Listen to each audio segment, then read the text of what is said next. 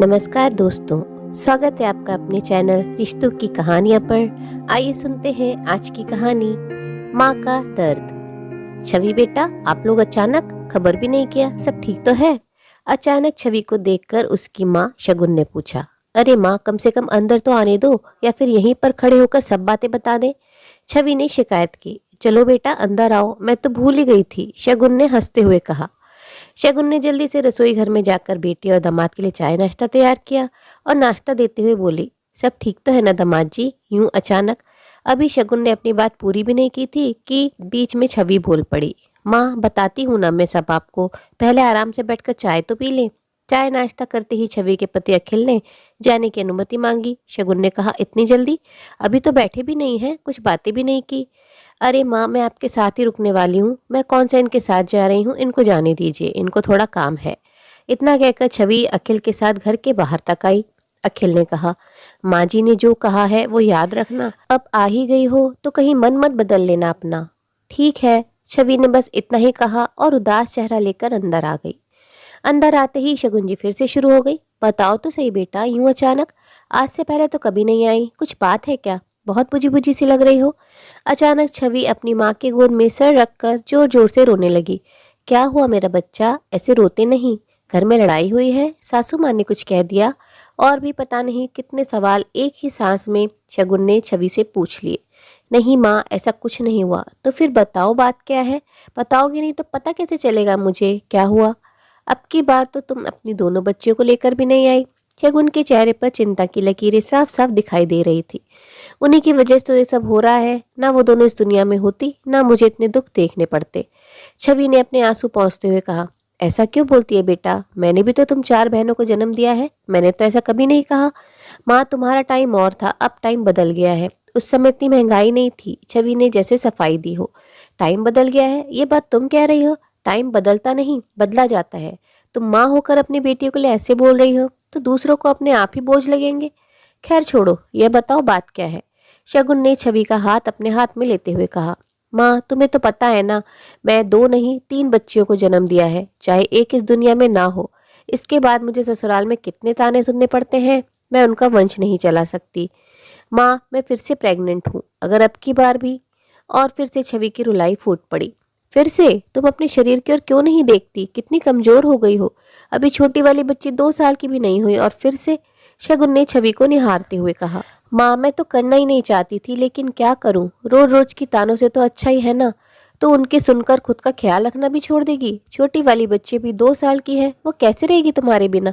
क्यों छोड़कर आ गई उसे? और अभी तुम रुकने की बात कर रही हो? शगुन जी ने चिंता जताई। चारों के होने के बाद रोज मुझे इस दुख से गुजरना पड़ता है, रोज सासू माँ के ताने। अखिल काम से आते हैं थके हारे, उनसे भी क्या कहूँ, पूरे दिन ऑफिस में काम। अगर मैं अपना दुखड़ा सुनाने लगी तो वह भी झल्ला उठते हैं। मैं तो बच्ची को लेकर आ रही थी, लेकिन सासू माँ ने साफ मना कर दिया। छवि ने बताया। लो, अब क्या क्या कहा उन लोगों ने?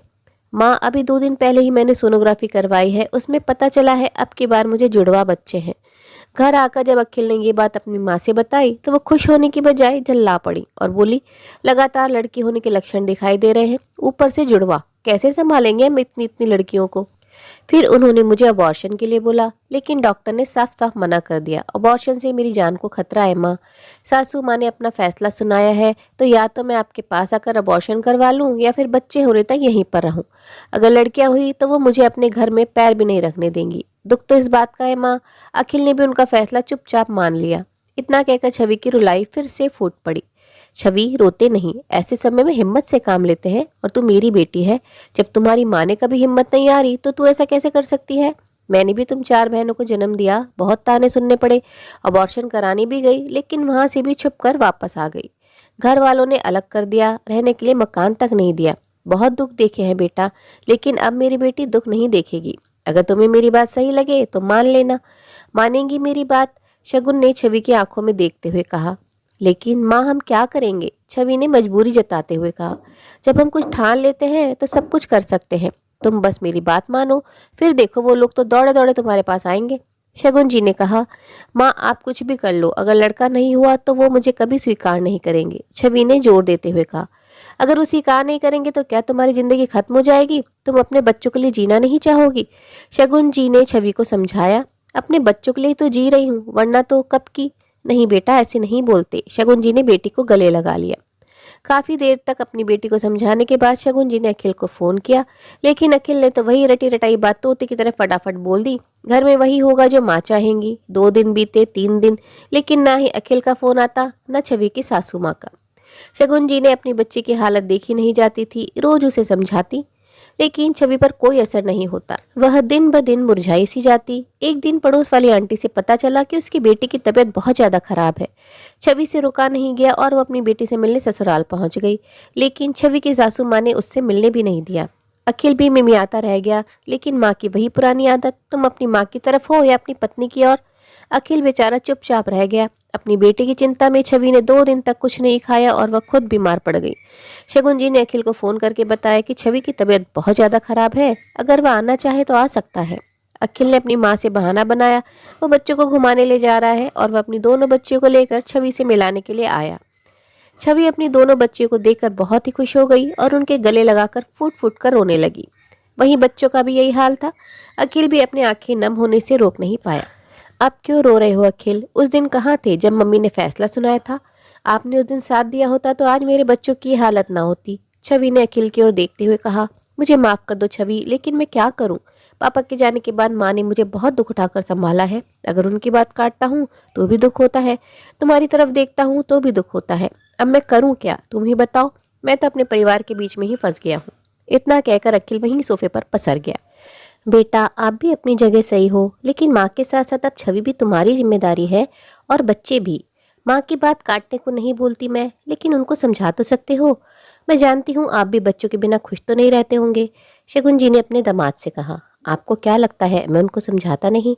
रोज बच्चों का उदास चेहरा देखकर मैं उनसे कहता हूँ, लेकिन उनको तो सिर्फ घर के चिराग की पड़ी है। कौन समझाए उनको? अखिल ने अपना माथा पकड़ लिया।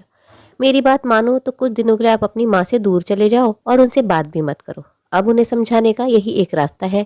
शगुन जी की बात सुनकर अखिल सोचते हुए छवि और बच्चों की तरफ देखने लगा। अखिल भी अपनी माँ को समझाकर थक चुका था। उसे भी यह तरीका ठीक लगा, लेकिन मन ही मन कहीं न कहीं वो भी डर रहा था। उसे अपनी माँ की चिंता थी, लेकिन अपने बच्चों के लिए उसने यह कदम उठाना भी मंजूर कर लिया। दूसरे दिन अखिल सुबह सुबह काम के लिए ऑफिस से निकला, लेकिन शाम को घर नहीं लौटा तो माँ को चिंता होने लगी। रात के 9 बजने को आए, लेकिन अभी भी अखिल घर पर नहीं पहुंचा। बच्चियां बार बार अपने पापा के बारे में पूछ रही थी कि दादी माँ, पापा कब आएंगे। लता जी भी कभी उन पर चिल्लाती, कभी प्यार से समझाती। अचानक लता जी को याद आया कि कहीं अखिल छवि के यहाँ तो नहीं गया, लेकिन आज से पहले ऐसा कभी नहीं हुआ कि वह बिना बताए कहीं भी गया हो। उसका फोन भी तो बंद आ रहा है। लता जी ने खुद को रोकने की बहुत कोशिश की, लेकिन फिर उन्होंने छवि को फोन लगा ही दिया। अपने फोन पर सासू माँ का कॉल देखकर छवि के चेहरे पर हल्की सी मुस्कान आ गई। छवि ने कॉल रिसीव किया। आगे से लता जी की आवाज आई। हेलो छवि। नमस्ते मान जी। छवि, मैंने यह पूछने के लिए फोन किया है, अखिल तुम्हारे पास है क्या? वह अभी तक ऑफिस से घर नहीं आया, ना ही उसका फोन लग रहा है। अगर वो तुम्हारे पास है तो मुझे सच सच बता देना, मुझे उसकी बहुत चिंता हो रही है। लता जी एक ही सांस में यह सब कह गई। नहीं मान जी, वो भला यहाँ क्यों आएंगे? आपसे पूछे बिना कभी कुछ करते भी हैं? आप रुके, मैं उनके ऑफिस में कॉल करके पूछ लेती हूँ, शायद अपने दोस्तों के साथ हो। छवि ने कहा। नहीं नहीं, कोई जरूरत नहीं है, मैं खुद कर लूंगी। लेकिन अगर तुम्हारे पास अखिल की कोई भी खबर हो या उसका कॉल आए तो जरूर बता देना। इतना कहते ही लता जी ने फोन रख दिया। लता जी ने अखिल के ऑफिस में कॉल किया, लेकिन वहां से तो अखिल अपने टाइम पर ही निकल लिया था। अब लता जी सोच में पड़ गई। ना तो ऑफिस से कुछ पता चला, ना अखिल छवि के पास है, तो आखिर अखिल गया कहाँ? अब वो मदद मांगे भी तो किससे? अगर वो खुद कहीं जाती हैं तो घर पर बच्चे अकेले रह जाएंगी। लता जी को कुछ समझ नहीं आ रहा था कि वह क्या करें और क्या ना करें। लता जी ने छवि के सभी दोस्तों को कॉल किया, उनको कुछ अता पता नहीं था। जैसे तैसे दादी पोतियों ने मिलकर रात काटी। आज लता जी को कहीं ना कहीं ये भी लग रहा था कि छवि उनके साथ होती तो शायद ये सब ना होता। आज लता जी खुद को बहुत अकेला महसूस कर रही थी। उनसे बच्चियों की हालत देखी नहीं जा रही थी। माँ को तो उन्होंने पहले ही मायके भेज दिया, अब अखिल भी। पता नहीं क्या हुआ होगा मेरे बेटे के साथ। भगवान करे सब ठीक हो।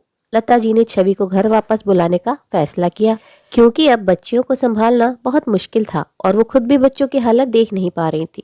छवि के आते ही दोनों पुलिस स्टेशन गए और अखिल के गायब होने की रिपोर्ट लिखवाई। घर आकर छवि निढाल होकर सोफे पर गिर पड़ी। छवि से उनकी हालत देखी नहीं जा रही थी, लेकिन करती भी तो क्या? उन्हें समझाने के लिए सब करना जरूरी था शायद। पूरा दिन बीत गया, अखिल की कोई खबर नहीं थी। लता जी के गले से खाने का निवाला भी नहीं उतर रहा था। वो बस रोए जा रही थी। बार बार पुलिस स्टेशन फोन करके पूछती कि उनके बेटे का कुछ पता चला, लेकिन वहां से यही खबर आती कि अभी तक कोई खबर नहीं है। शाम को दरवाजे पर किसी ने दस्तक दी तो लता जी ने दौड़कर दरवाजा खोला। सामने देखा तो अखिल 2 पुलिस वालों के साथ खड़ा था। लता जी, आपका बेटा अखिल कहीं गायब नहीं हुआ था। ये कुछ लोग अपने काम से बाहर गए हुए थे। अभी इनका फोन ऑन हुआ तो लोकेशन ट्रेस करके हमने इनका पता लगाया।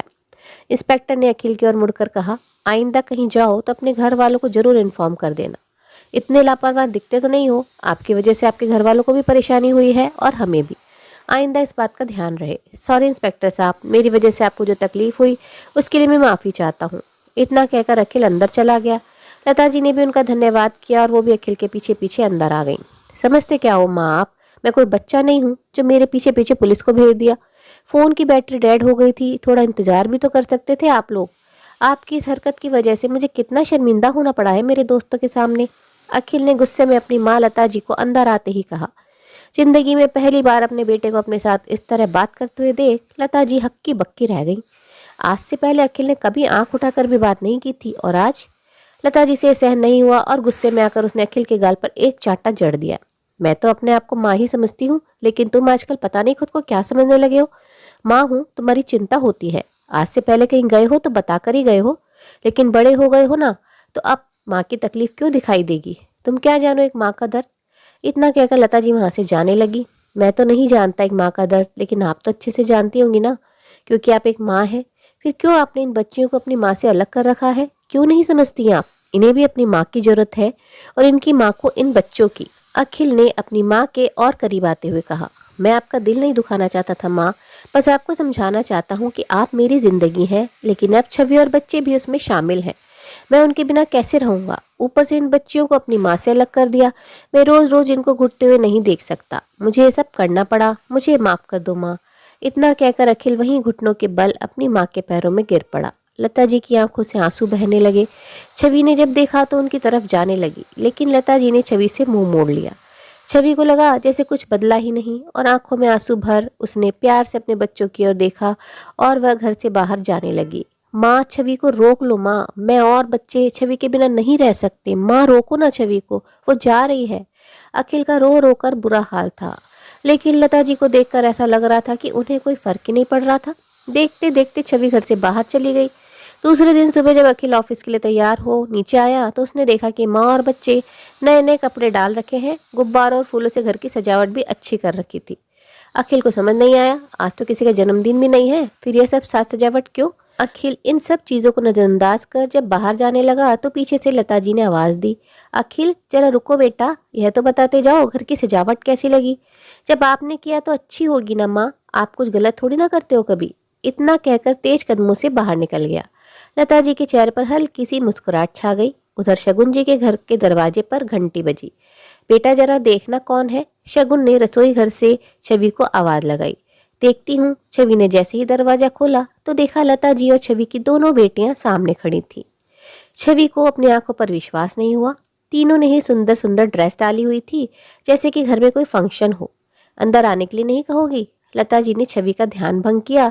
तभी अंदर से शगुन जी आई। कौन है बेटा? और लता जी को देखकर उनको कुछ समझ आता, इससे पहले ही लता जी ने आगे बढ़कर शगुन जी को गले लगा लिया। ऐसा शायद पहली बार हो रहा था। लता जी, आप यहाँ आने से पहले खबर भी नहीं की? शगुन ने कहा। भाई, हमने सोचा बहुत दिन हो गए अपनी छवि से मिले, कल भी ये बिना बोले चुपचाप वापस आ गई, तो सोचा हम ही आकर मिल लेते हैं। आखिर एक ही तो बेटी है मेरी, इस तरह से नाराज रहेगी तो कैसे चलेगा? लता जी ने छवि की ओर देखते हुए कहा। लता जी ने शायद पहली बार छवि को अपनी बेटी कहकर संबोधित किया होगा। छवि की आंखें नम हो आई। मुझे माफ कर दो छवि, मैं समझ नहीं पाई, मैंने तो बहुत बड़ा पाप किया है। इतने दिनों तक इन नन्ही सी परियों को अपनी माँ से दूर रखा, खुद औरत होकर एक औरत की अहमियत समझ ना पाई। क्या तुम अपनी माँ को माफ नहीं करोगी? कहते कहते लता जी की आवाज रुंध गई। आप कैसी बात कर रही हैं माँ जी, आप बड़े हैं हमसे, आप माफी मत मांगिए। आपने मुझे अपनी बेटी कहकर पुकारा है, मेरे लिए तो यही बहुत बड़ी बात है। छवि ने अपनी सासू माँ के आंसू पोंछते हुए कहा। जब अखिल मुझसे दूर गया तो मुझे समझ आया कि एक माँ का दर्द क्या होता है। कैसे रही होगी तुम अपने बच्चों के बिना? मुझे समझाने का शायद यही रास्ता था। अब मुझे कोई फर्क नहीं पड़ता कि आने वाली संतान बेटा है या बेटियां। बस अब अपने घर चलो, तुम्हारे बिना घर सूना सूना सा हो गया है, घर को फिर से तुम्हारी जरूरत है। लता जी ने छवि का हाथ पकड़ते हुए कहा। अरे यहाँ तो माँ बेटी का प्यार उमड़ पड़ा, हमें तो सब भूल ही गए। शगुन जी ने अपनी नम आंखों को पोंछते हुए कहा। शगुन जी, मैं आपकी भी गुनहगार हूँ, मैंने आपकी बेटी को बहुत दुख दिए हैं, मुझे माफ़ कर देना। अरे लता जी, आप कैसी बात कर रहे हो? जो होना था सो हो गया, अब सब ठीक है, ये सबसे बड़ी खुशी की बात है। और एक बार फिर लता जी और शगुन जी एक दूसरे के गले लग गईं। लता जी ने बैग से एक साड़ी निकाली और छवि को दी। ये पहन बेटा, अखिल को ये साड़ी बहुत पसंद है ना, जल्दी से तैयार हो जाओ, या ना हो कि अखिल हमसे पहले घर आ जाए। ये सब उसके लिए सरप्राइज है, शायद मुझे मेरा बेटा माफ़ कर दे। ये कहते हुए लता जी ने छवि को साड़ी थमा दी। सब ने खुशी खुशी शगुन जी से अलविदा ली और घर आए। घर आकर दोनों सास बहू ने मिलकर अखिल की मनपसंद का खाना बनाया, लेकिन इसके साथ साथ आज लता जी ने छवि के मनपसंद भरवा भिंडी भी बनाई। छवि से तो रोका भी नहीं जा रहा था, उसका मन कर रहा था कि वह अभी के अभी भिंडी खाने लगे। उसकी हालत देखकर लता जी मन ही मन मुस्कुराए जा रही थी। शाम को जब अखिल घर लौटा तो उसने देखा घर में अंधेरा छाया हुआ है। अखिल ने बार बार माँ को आवाज़ लगाई। थोड़ी देर बाद लाइट ऑन हुई तो अखिल को अपनी आंखों पर विश्वास नहीं हुआ। सामने छवि खड़ी थी। अपने सारे परिवार को एक साथ देखकर अखिल की आंखें भर आई। क्या अब भी अपनी माँ को माफ़ नहीं करोगे बेटा? पीछे से लता जी की आवाज़ आई। मैं आपसे रूठा ही कब था माँ? इतना कहकर अखिल अपनी माँ के गले लग गया और बच्चों की तरह शिकायत की। तो ये सब छवि के लिए हो रहा था, मेरे लिए तो कभी आपने इतनी सजावट नहीं की घर में। भाई सजावट हो भी क्यों ना, आज मेरी बहू नहीं मेरी बेटी मेरे घर आई है। इसी के साथ घर में हंसी खुशी के फव्वारे फूट पड़े। आज लता जी को दिल से माँ के दर्द का एहसास हुआ था। दोस्तों, समय रहते अपनी भूल पहचान लेना भी परिवार को बिखरने से बचा सकता है, जैसा कि लता जी ने एक सास होने के नाते किया। उम्मीद है सुकून देने वाली ये कहानी आपको पसंद आई होगी। कहानी के प्रति आप अपनी राय कमेंट बॉक्स में कमेंट कर जरूर बताएं। आपके अनमोल कमेंट व सुझाव बहुत मोटिवेट करते हैं। कहानी अच्छी लगी हो तो अपने मित्रों प्रियजनों के साथ भी शेयर जरूर करें। आपसे अनुरोध है, अगर आप चैनल पर नए हैं तो ऐसे ही नई नई जीवन से जुड़ी कहानियां सुनते रहने के लिए चैनल को सब्सक्राइब जरूर करें। कहानी अंत तक सुनने के लिए आप सभी का दिल से बहुत बहुत शुक्रिया। तो फिर मिलते हैं अगली कहानी में, तब तक के लिए आप लोग अपना ध्यान रखिए, खुश रहिए, ऐसे ही कहानियाँ सुनते रहिए।